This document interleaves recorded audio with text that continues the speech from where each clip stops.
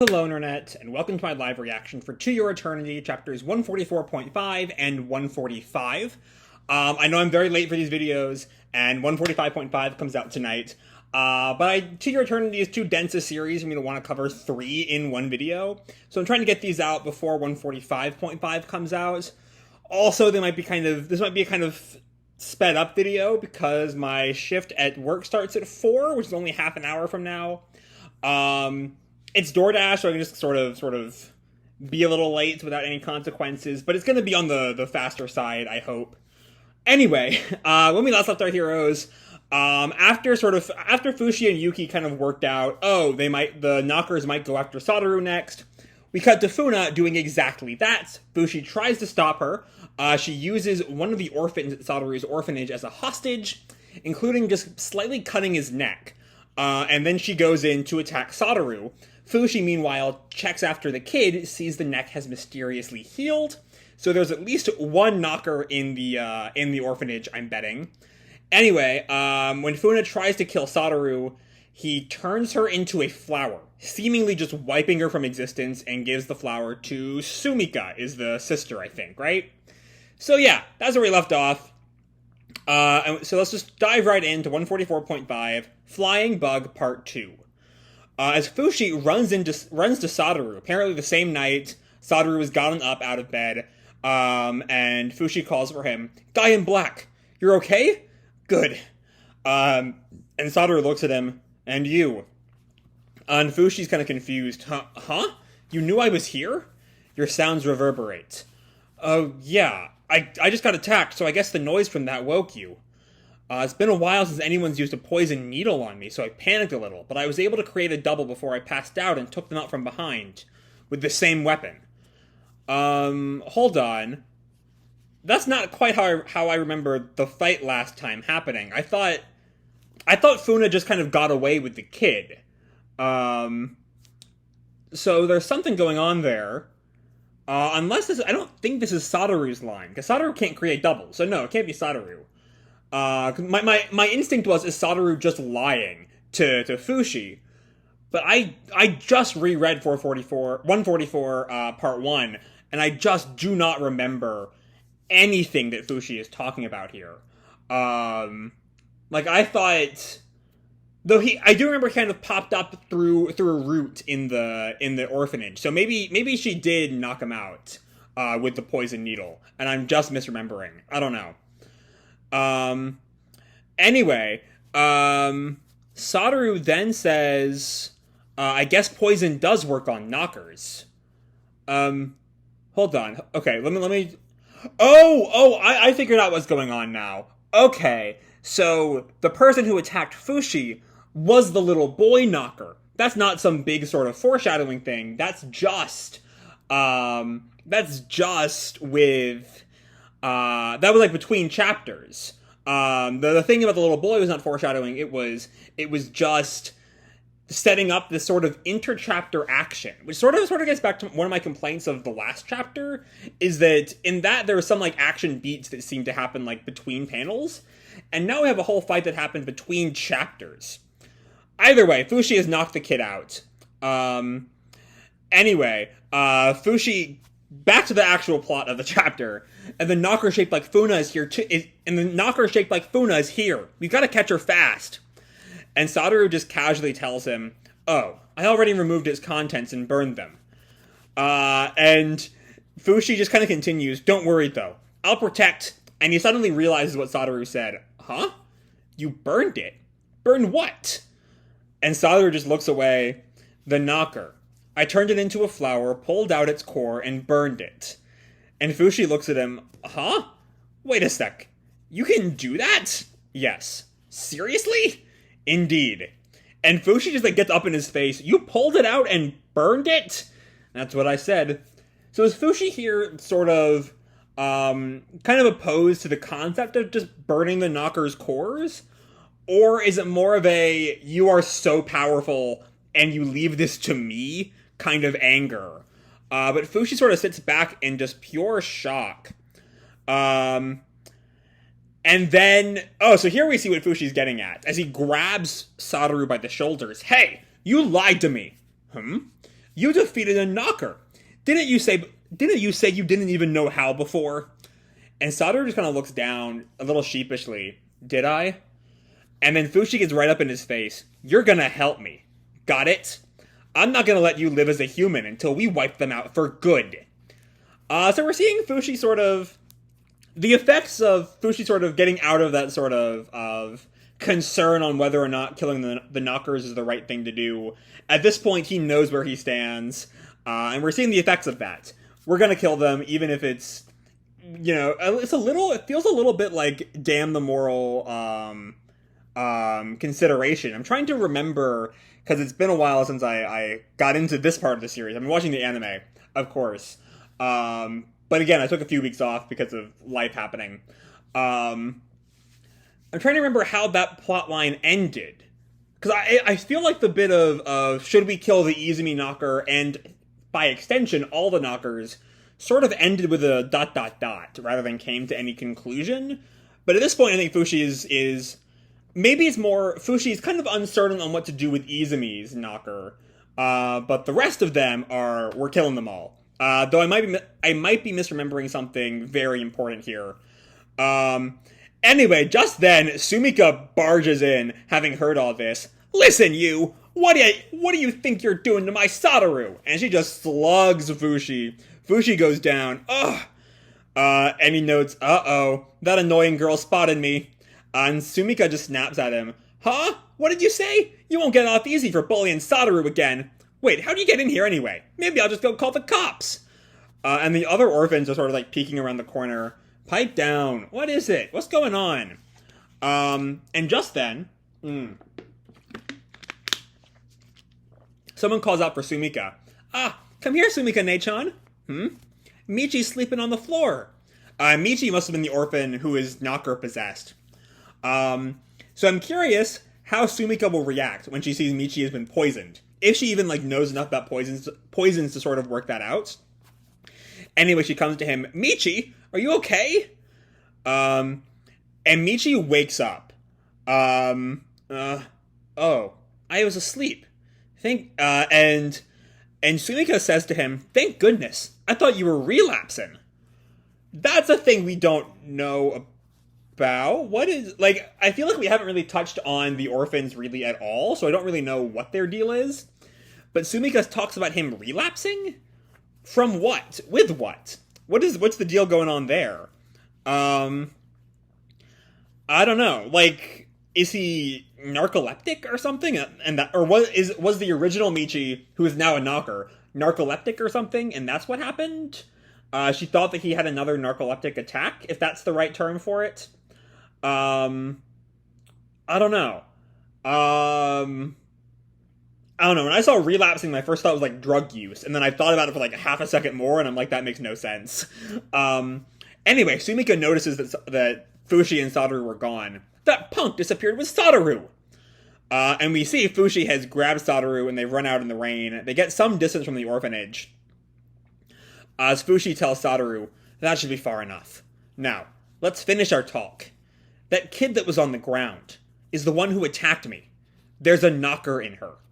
And Fushi just tells him, or Satoru just tells him, I know. And Fushi snaps, then why are you being so casual about it? If you know there's a knocker in her, then take it out. But Satoru tells Fushi, that one's fully merged. Even if I vacated that vessel, there's nothing to fill it. Okay. So it looks like we are sort of I get the sense that this storyline is going to sort of continue to explore the do we kill the knockers storyline that Fushi seems to have settled, looking back at page 3, unless I'm just missing something super obvious that's caused by me being gone for a few weeks. But Fushi sort of stammers, yeah, but if we leave it in there, we've got to get rid of it. And then Satoru sort of goes on to explain, in the past, that girl was struck by a serious illness. She hoped every day to die and be put out of her misery. Which would explain why she is a new knocker, and B, what what Sumika was sort of getting at with "I thought you were relapsing." Anyway, then on the day the doctors predicted, her heart stopped, but their despair only lasted an instant. Her heart started again, and she regained her health. And we see her, maybe, like, Michi, when we see her in the present, looks like 7 or 8, maybe. Michi, in that flashback, looks like 3. Her sisters accepted this miracle gladly. I do not intend to steal that happiness from them. So we're, again, still getting at... This seems to be a similar situation to with Izumi. Where, like, there's a bit more of an argument as to should we let this knocker live than what the Guardian knocker was saying when it first reveals itself as, let's just kill suicidal people. Here there's even more of an argument for letting Michi live, though, because, like, how do I put this? Michi died naturally. The knockers didn't really kill her. That's just sort of... she was ill, and then she died, and then the knocker kind of took over. Sorry, I'm checking my time, making sure I still have time to, like, do all this before work. I'm thinking this is only going to just be 144.5, and I'll do both 145s tonight at this point. Because I'm not getting through 2 chapters in the little time I have left before work. Anyway, so yeah, the Guardian knocker sort of moral conundrum it's raised for Fushi here is a bit more genuine. While I do think that the Guardian knocker sort of manipulated events so that one of the first pure knockers Fushi would meet would be Izumi, which is sort of Izumi is fine giving Mizuha a loving mother. Mizuha likes having a loving mother. What is the right answer here? But there is sort of a give and take with that one that I think the Guardian knocker is intentionally setting up. Here, there isn't really a give and take. Michi died naturally. She was not killed by the knockers, she was sick, and then she died. Which makes it even more... makes the argument more pro-knocker. Anyway, Fushi kind of calls out, even if it's just a knocker in there, and Satoru continues, trusting in it for the sake of the 2 survivors isn't such a bad thing, in that doll. And Satoru continues, even if I help you wipe out the knockers, I do not believe you will ever be satisfied. Every Thai has its own story, and some people don't want to live. It takes too long to find out if an individual knocker should be killed. So what's Satoru's suggestion there? Because Satoru seems to be saying, we shouldn't wipe out the knockers.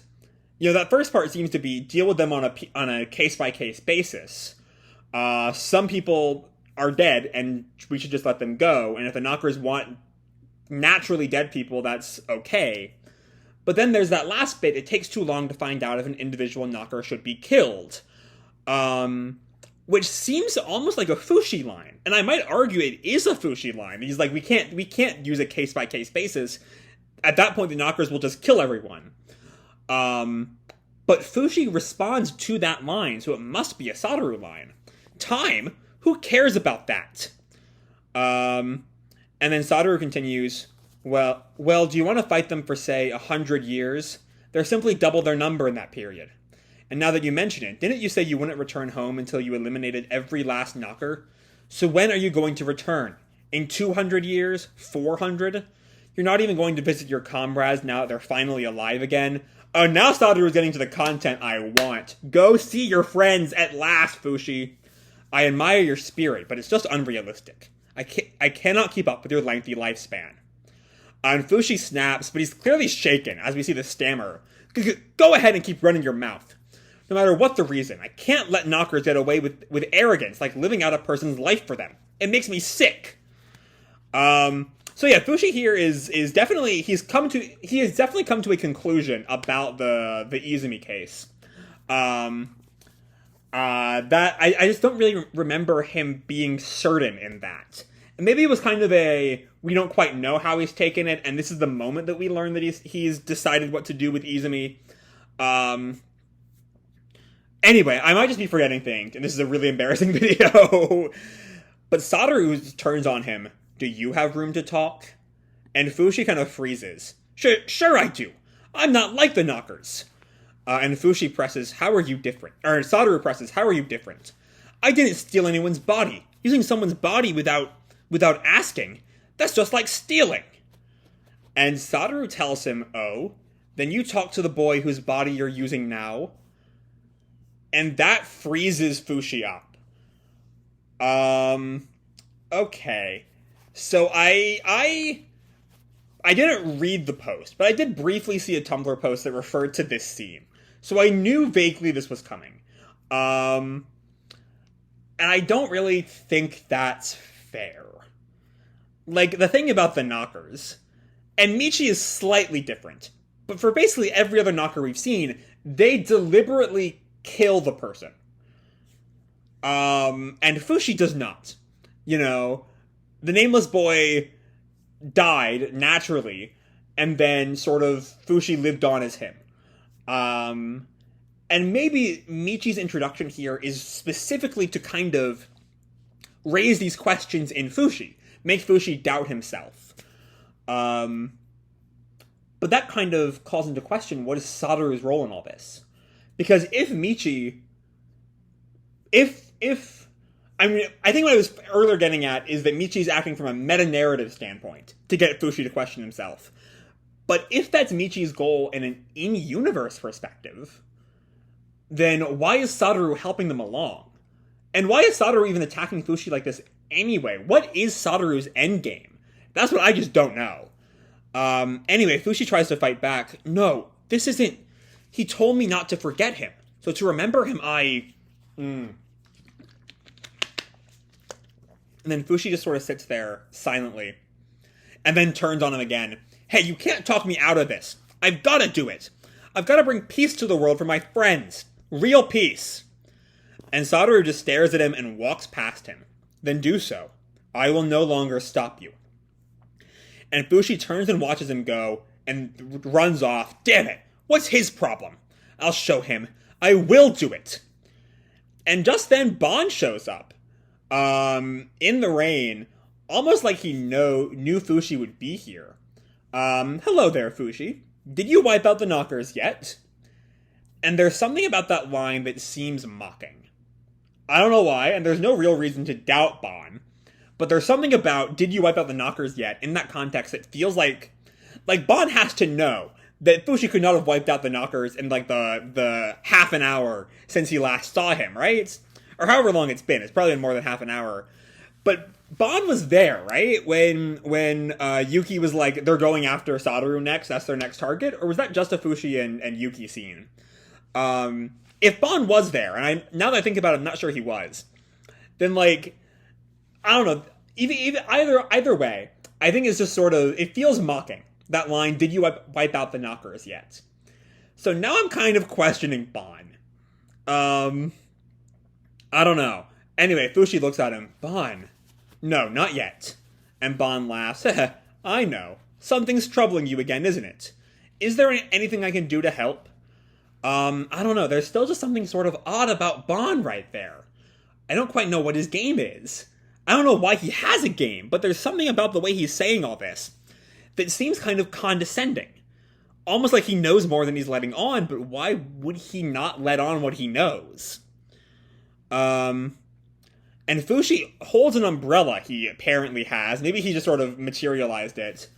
I still don't have the courage to swing a sword. I'm going to try something else instead. And he opens the umbrella, and I want someone's help. Okay, here's an interesting question, or scene. Funa, you aren't hungry? No, not now. So Funa's apparently there, back at her house. Pick me up an energy drink on your way home, sis. What? Energy drink? And then we cut to, these might be Funa's friends? The one in the middle, I thought was Mizuha, but I think the hair is too short to be Mizuha. Morning, girls. Huh? Whoa. And, oh, I think that's Fushi. That's a Fushi face. Sort of this uncomfortable smile. I think, for some reason, Fushi is using Funa's form. Which would fit because Funa died near Fushi, if you consider her death when Satoru killed the knocker. So yeah, Fushi has a new form in Funa. Which honestly, maybe the shared Fu syllable should have made that maybe foreshadowing? Especially because Funa in that panel just looks like a femme nameless boy. So I don't know. Either way, that means that Fushi went to Funa's place and sort of lived the morning as Funa. I do like the foreshadowing there, as Fushi doesn't quite know what an energy drink is. Anyway, that'll be big in my next video, which should be tonight. It's right about time for me to head out, so I'm gonna make this sort of retrospective kind of quick, so I can maybe put it in the uploading page and then go to work. So yeah, lots of interesting Satoru content. Really, the first half is just sort of there to wrap up 144 plane. As we see Fushi kind of confront Satoru about lying about not having any way to kill the knockers. Sumika kind of gets angry at Fushi. We learn a little bit about Michi, who is a fully merged knocker. And then Fushi runs away with Satoru, and then the good shit happens. As we sort of get to another sort of ethical dilemma about killing the knockers. As in, Michi was dead, unlike Izumi, Izumi and Funa, who vaguely wanted to die, and they should not have killed them. You know, what should have happened was more of a get them some therapy, for Christ's sake. Michi died. She wanted to die, as Satoru explains. But she did die. According to Satoru, then on the day the doctors predicted, her heart stopped. And then she comes back to life. Also, quick question, is Sumika their actual sibling? I thought she was just sort of the, big sister caretaker figure of the orphanage. But I think that Sumika, in that panel, described as her sisters accepted this miracle gladly. So that's an interesting thing to file away about Sumika. I guess all three of them are orphans. Anyway, I kind of went deep into this ethical conundrum earlier in the video, but there isn't, as Satoru kind of gets at, there isn't much of a difference between, what the Michi Knocker did and what Fushi did, specifically with their hosts. The Michi Knocker presumably still wants to, kill all humans and send them to paradise and all that shit. The Knockers are grand scheming. But her actions that we see so far are benign. Michi dies naturally, and the Knocker takes over. And so Satoru calls Fushi out on that. And that's clearly what Oima's goal is there. To get Fushi to kind of consider that. Though, like I said earlier, could that be the Knocker's goal? Maybe, possibly. I mean, maybe Michi could have somehow manipulated Sumika into accepting Satoru into the orphanage, thereby knowing, if that was part of the Guardian Knocker's grand plot, that Fushi would find Satoru and thereby find Michi, which would cause another crisis of confidence. I don't know. That might be a bit of a stretch, but it's definitely a possibility. Either way, after that, Satoru leaves, Fushi runs away, we get this weird Bond scene. Again, something about Bond in this chapter just seems so condescending, I can't make heads or tails of it. And then we see Fushi's current plan is to masquerade as Funa for some reason. I don't know what exactly he intends to accomplish by being Funa. But yeah, there's still another chapter to read, and I'll read that and 145.5 tonight, I hope, unless Fairy Tail comes out tonight, then I'll probably read it tomorrow. But yeah, all in all, a lot of interesting shit here. I'm really excited to see where all this is going, as with Funa and Michi and Satoru and all of these plot threads Oima is sort of threading throughout this arc. It's just really fucking good. It's just really fucking good.